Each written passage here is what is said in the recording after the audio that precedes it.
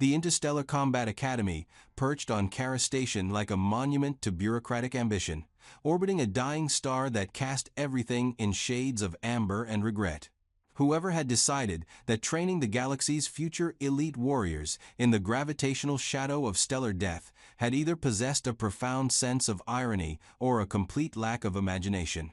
The station itself was a masterwork of engineering compromise, designed to accommodate 52 different species, whose ideas about appropriate living conditions ranged from pressurized methane atmosphere to direct exposure to hard radiation to please maintain constant telepathic background noise for optimal mental health.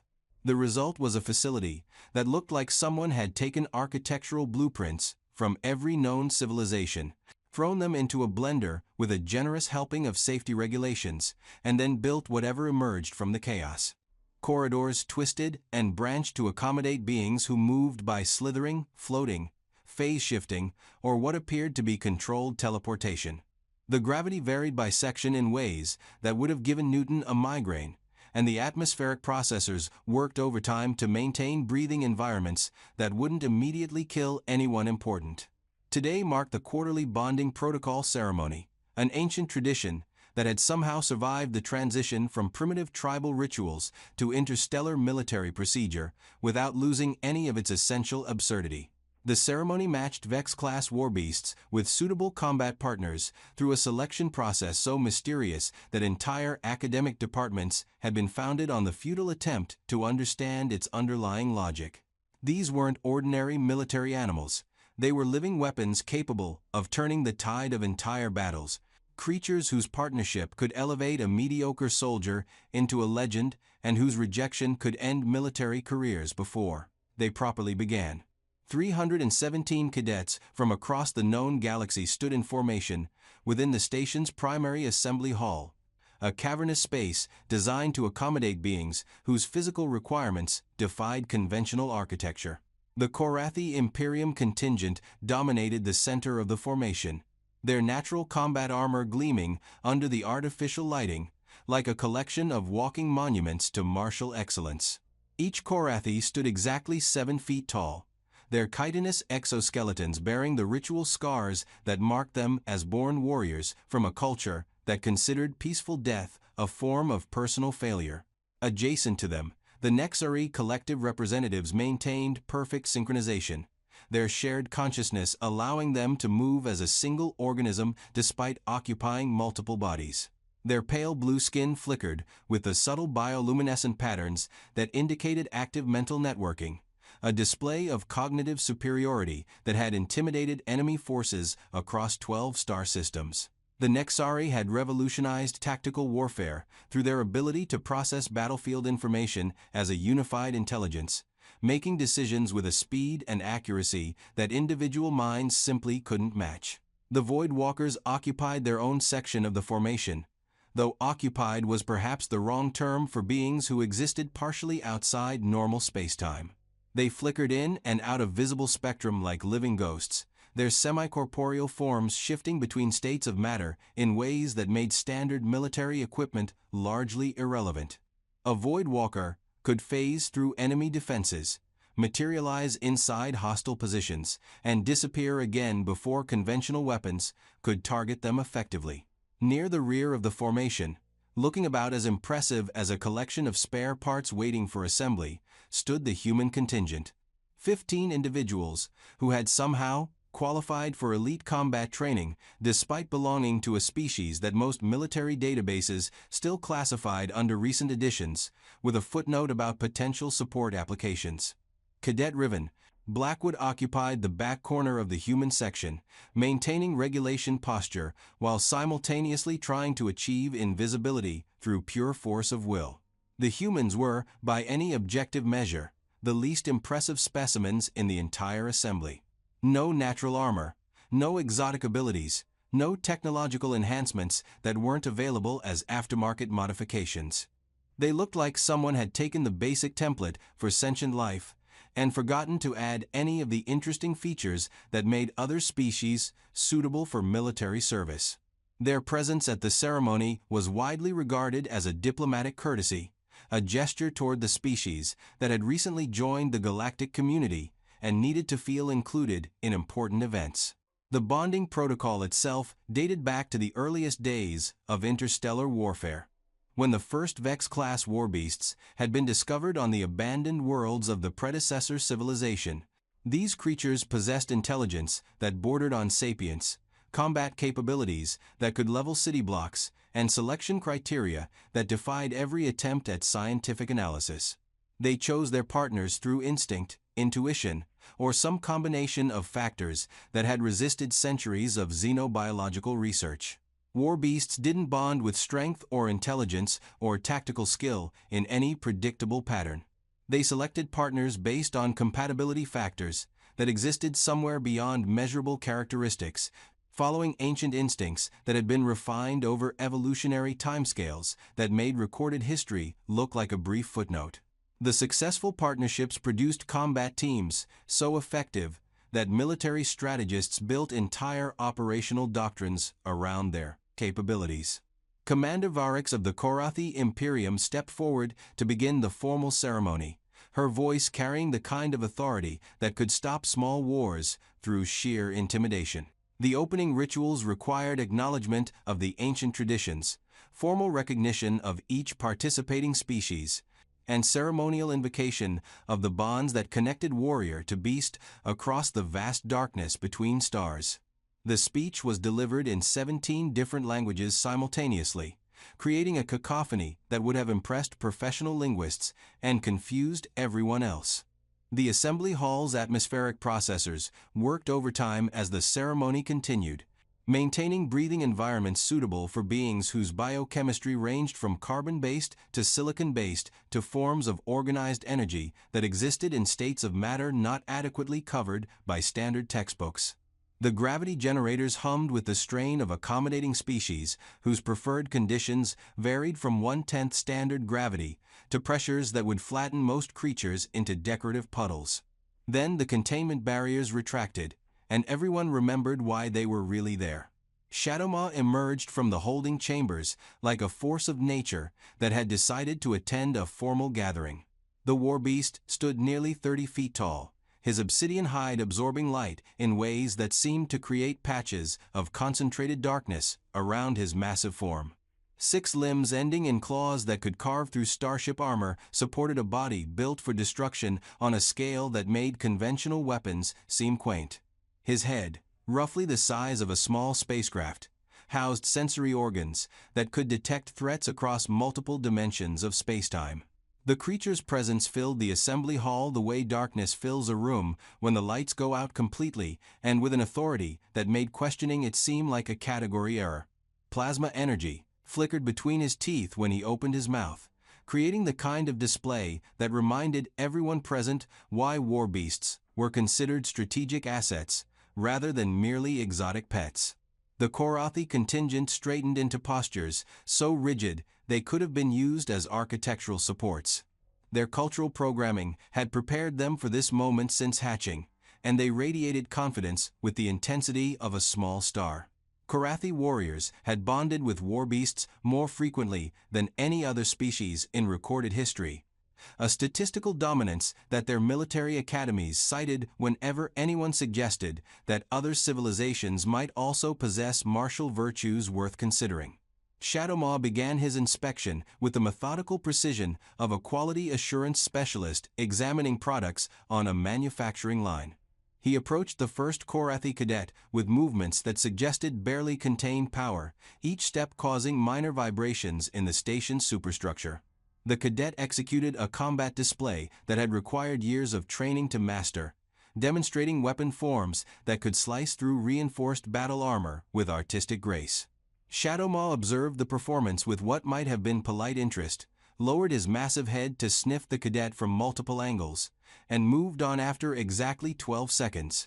The timing was noted by Academy officials who were frantically recording every detail of the selection process for later analysis by teams of xenobiologists who specialized in disappointed confusion.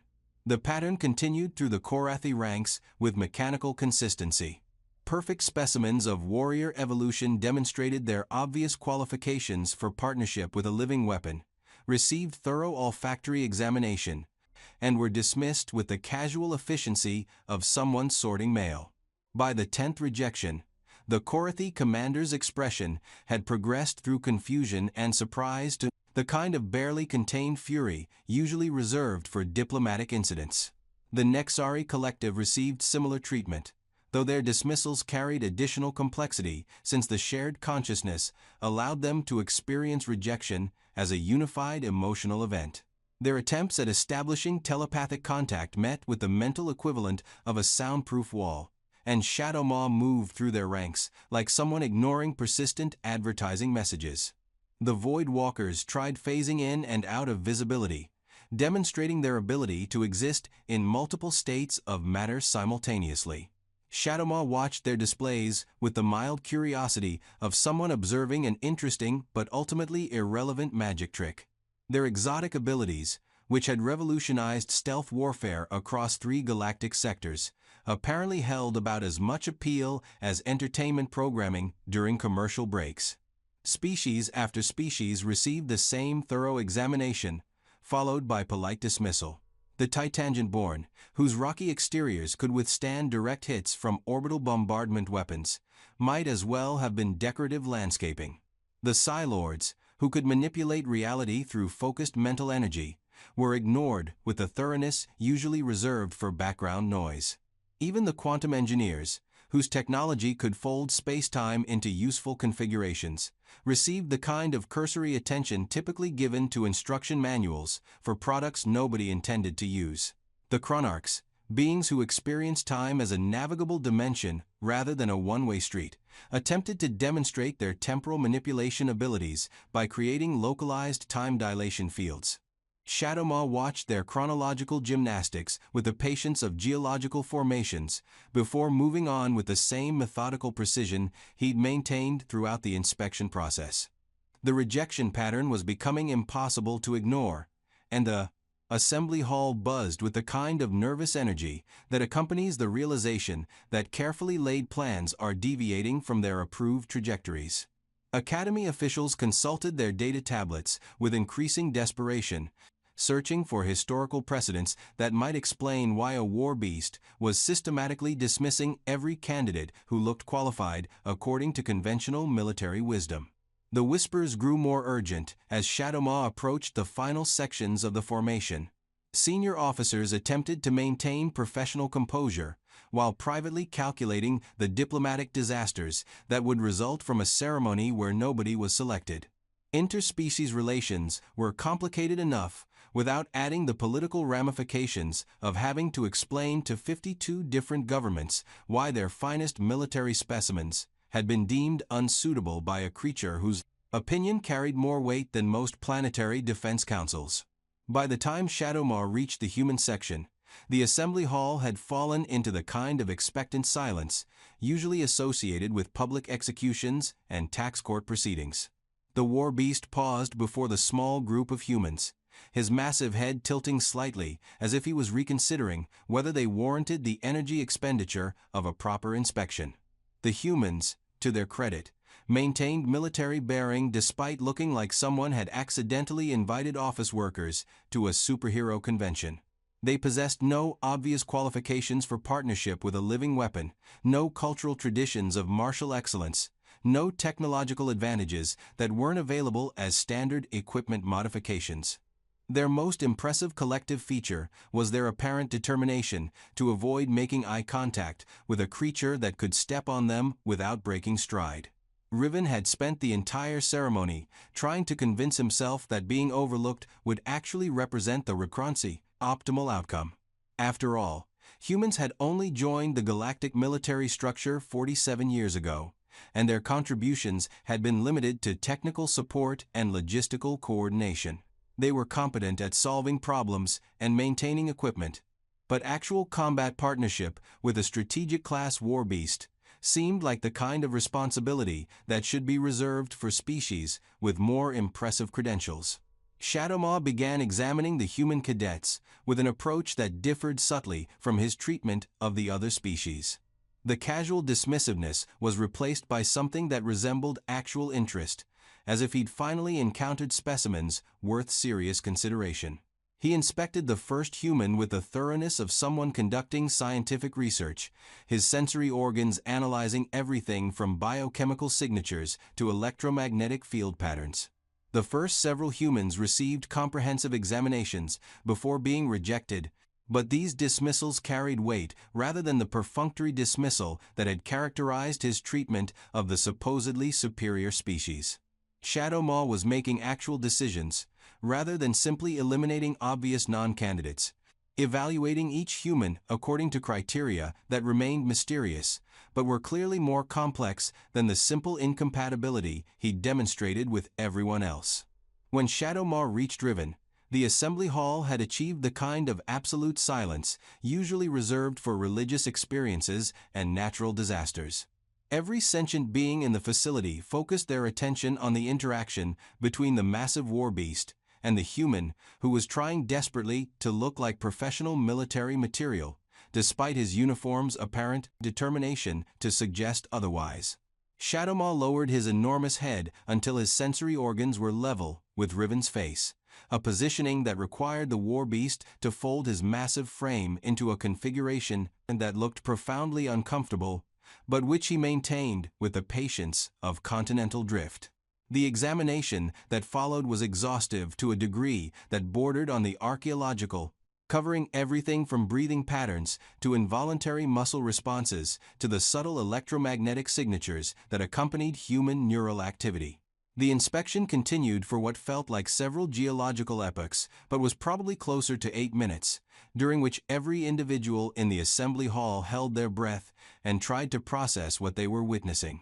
War beasts didn't conduct extended evaluations unless they were seriously considering a candidate, but the possibility that Shadow Maw might actually select a human challenged fundamental assumptions about military capability that had guided galactic strategic thinking for centuries.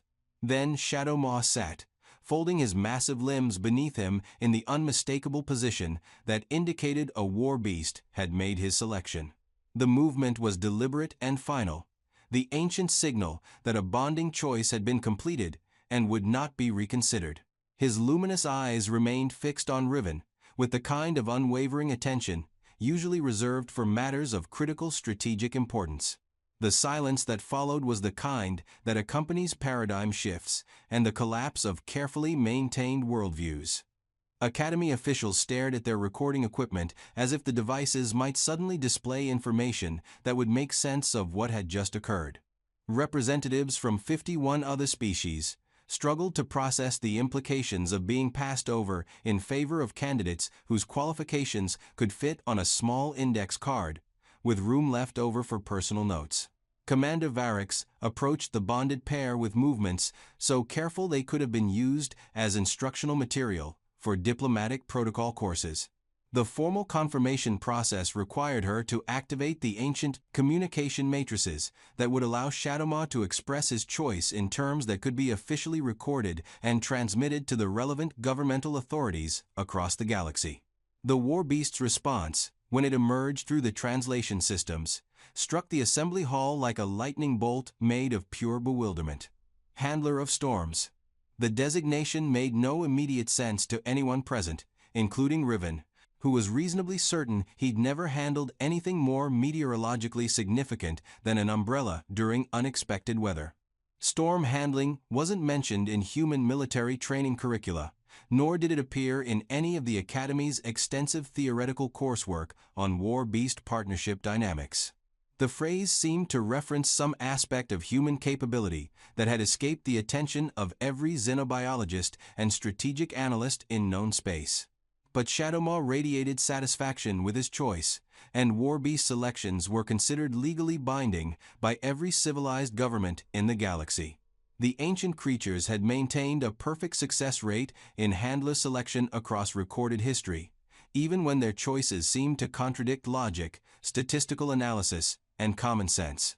Their judgment was considered so reliable that questioning a war beast's decision was regarded as not just foolish, but actively dangerous to interstellar stability.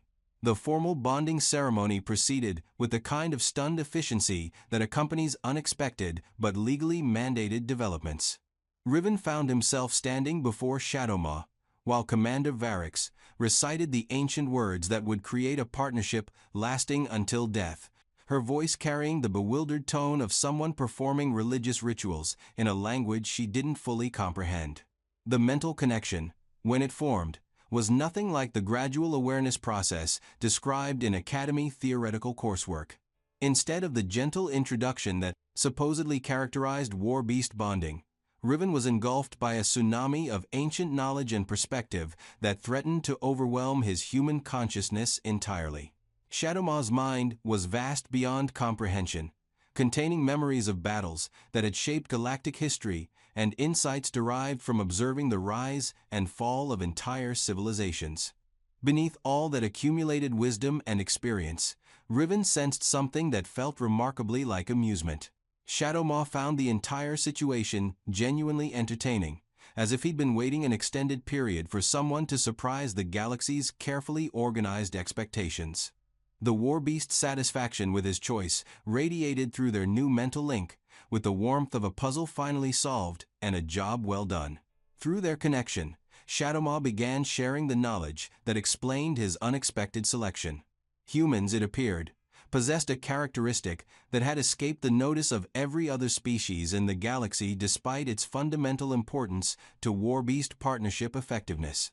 While the Korathi pursued perfect discipline and tactical precision, while the Nexari sought absolute cognitive control through shared consciousness, while the Void Walkers mastered exotic states of existence, humans excelled at something far more valuable: thriving in chaos. They didn't just survive unpredictable situations. They actually performed better when everything was collapsing around them in spectacular fashion.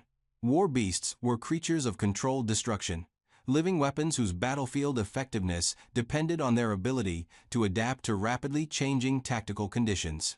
They needed partners who could dance with chaos, rather than attempting to impose order upon it, who could make critical decisions based on intuition rather than established protocols, who could maintain effectiveness even when all available information suggested that success was mathematically impossible. Every other species approached tactical problems by trying to establish control and impose their superior capabilities upon chaotic battlefield conditions. Humans did something far more effective. They learned to surf the chaos itself, riding unpredictable tactical currents toward whatever outcome seemed most likely to produce victory through creative application of available resources. This wasn't a conscious strategic philosophy so much as a fundamental aspect of human evolutionary development, refined over millions of years of survival on a planet that seemed determined to eliminate them through an endless variety of creative environmental disasters. The Handler of Storms designation now made perfect sense. Humans didn't attempt to control chaotic situations. They learned to work with them, to find opportunities in the heart of destruction, to transform uncertainty itself into a tactical advantage against anyone foolish enough to underestimate the species that had elevated stubborn persistence into a cultural art form. Through their mental link, Shadowmaw shared memories of the few previous human handlers who had somehow found their way into warbeast partnerships, despite statistical improbability and institutional skepticism. Each one had been dismissed as an interesting anomaly, a curious exception that didn't represent any broader pattern worth serious consideration. But the warbeasts had been paying attention, and they'd gradually begun to understand what the rest of the galaxy had systematically overlooked. The bond between Riven and Shadowmaw solidified into something that felt both ancient and revolutionary, a partnership combining millions of years of warbeast combat experience with the chaotic creativity that made humans such effective problem solvers when conventional solutions proved inadequate. Through their connection, Riven could sense Shadowmaw's satisfaction at finally having a partner who wouldn't attempt to impose rigid tactical doctrines on situations that demanded adaptive flexibility. As news of the unexpected bonding spread throughout the facility, the Academy's communication networks became overloaded with urgent inquiries from military commands across the galaxy. Other warbeasts, apparently sensing the successful partnership, began displaying increased interest in the remaining human cadets, much to the consternation of officials who were still processing the implications of the first human selection. By the following day, 4 additional war beasts had requested evaluation sessions with human candidates, and the carefully maintained statistical models that had guided handler selection for centuries were suddenly obsolete. The galaxy was beginning to realize that its understanding of military capability had been fundamentally incomplete, missing a crucial element that had been present all along but systematically overlooked due to preconceived assumptions about what effective warriors were supposed to look like. Riven spent his first night as a bonded handler in the War Beast quarters, a massive chamber designed to accommodate creatures whose presence could intimidate entire armies. Shadowmoss settled into a comfortable position that still managed to make him look like a small mountain taking a brief rest, while their mental link carried on conversations that transcended the need for spoken language.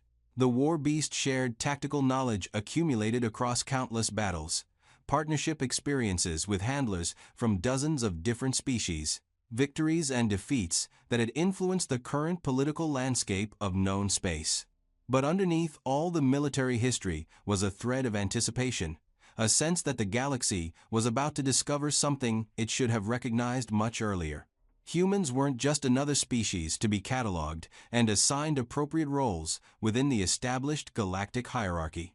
They were the missing component in an equation that every other civilization had been trying to solve through applications of superior technology and overwhelming firepower.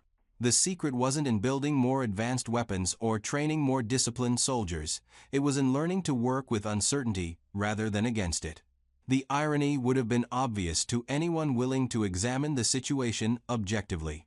The species that everyone had dismissed as recent arrivals, with limited military potential, was actually the key to unlocking the full tactical effectiveness of the galaxy's most powerful weapons. Humans didn't look like traditional warriors because they'd evolved beyond the need to appear intimidating.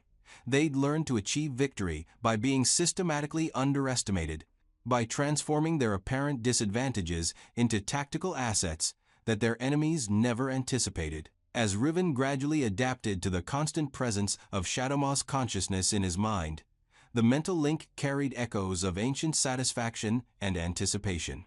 The war beast had been waiting a considerable time for the galaxy to recognize what he'd understood all along: that sometimes the most effective storms are the ones that appear to be gentle weather patterns until they're already reshaping the entire landscape. Throughout Kara Station, military analysts worked through the night shift, frantically updating strategic assessments and training protocols. The databases that had guided tactical planning for centuries suddenly required complete revision, not because humans had changed, but because everyone else had finally noticed capabilities that had been present from the beginning. The bonding protocol ceremony had concluded exactly as intended, with a war beast selecting the partner who would maximize his combat effectiveness. The fact that this choice had systematically demolished every assumption about military capability and species hierarchy was simply an additional benefit, the kind of cosmic joke that the universe seemed to specialize in delivering to civilizations that believed they had everything properly figured out. Tomorrow would bring new challenges, additional partnerships, and fresh opportunities for humans to demonstrate that being underestimated represented just another form of tactical advantage. But tonight, in the quiet of the war beast quarters, the handler of storms rested peacefully beside his partner, while the galaxy slowly began to realize that it had been examining the entire problem from completely the wrong perspective. The bureaucrats would undoubtedly spend months rewriting their procedural manuals. Again,